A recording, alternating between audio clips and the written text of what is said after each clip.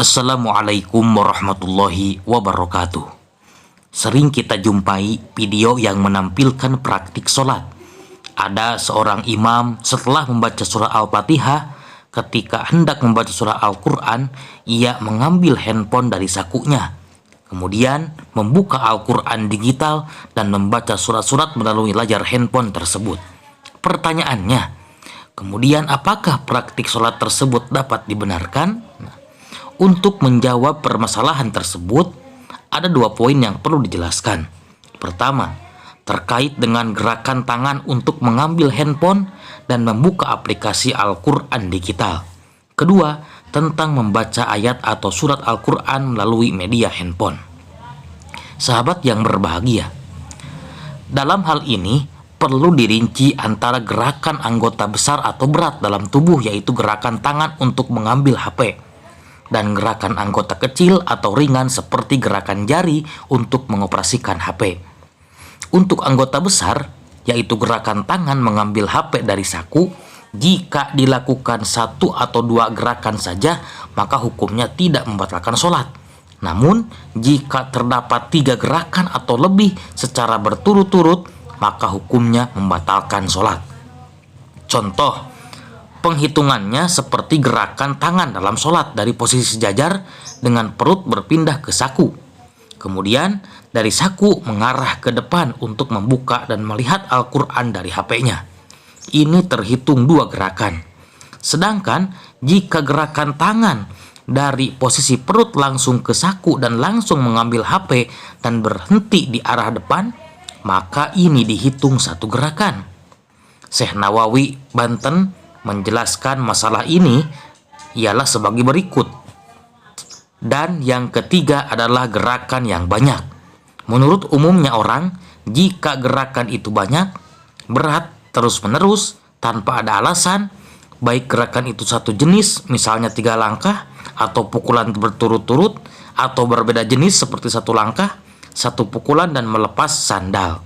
Muhammad Nawawi, Al-Jawi, Nihayatuz Zain, Bayrut Darul Kutub Al-Ilmiyah 2002 halaman 88. Sedangkan untuk gerakan jari saat mengoperasikan HP, maka tidak ada batas maksimal. Artinya, pergerakan jari yang termasuk anggota kecil dalam tubuh tidak membatalkan sholat meskipun dilakukan berkali-kali. Syekh Jainuddin Al-Malibari menjelaskan dalam kitab Fathul Mu'in, yang artinya tidaklah batal dengan gerakan-gerakan yang ringan, meskipun banyak dan terus-menerus, melainkan hukumnya makruh, seperti menggerakkan jari atau jari-jari untuk menggaruk atau memutar tasbih dengan tetap diamnya telapak tangan, atau kelopak mata, bibir, penis, atau lidah, karena semua anggota tersebut mengikuti tempat-tempatnya yang menetap atau tidak bergerak. Jainuddin Al-Malibari, Fathul Mu'in, Bayrut Darul Kutub Al-Ilmiyah 1998 halaman 45. Sahabat yang berbahagia, tentang membaca Al-Quran melalui layar HP. Menurut madhab Syafi'i, membaca Al-Quran melalui mushaf saat sedang sholat hukumnya diperbolehkan dan tidak membatalkan. Bahkan membaca mushaf ini menjadi wajib bagi seseorang yang tidak hafal surah Al-Fatihah. Hal ini berbeda dengan pendapat dari Abu Hanifah yang menyatakan hukumnya membatalkan sholat. Dalam Syarhul Wajiz dijelaskan, jika orang yang sholat membaca Al-Quran dari mushaf, maka tidak masalah. Bahkan wajib jika dia tidak menghafal Al-Fatihah, sebagaimana disebutkan tersebut. Andai dia membalik-balik halamannya, maka juga tidak masalah, karena itu gerakan yang sedikit. Sedangkan dari Abu Hanifah, jika seseorang membaca Al-Quran dari mushaf, maka sholatnya batal, karena dipandang sebagai pekerjaan yang terus-menerus.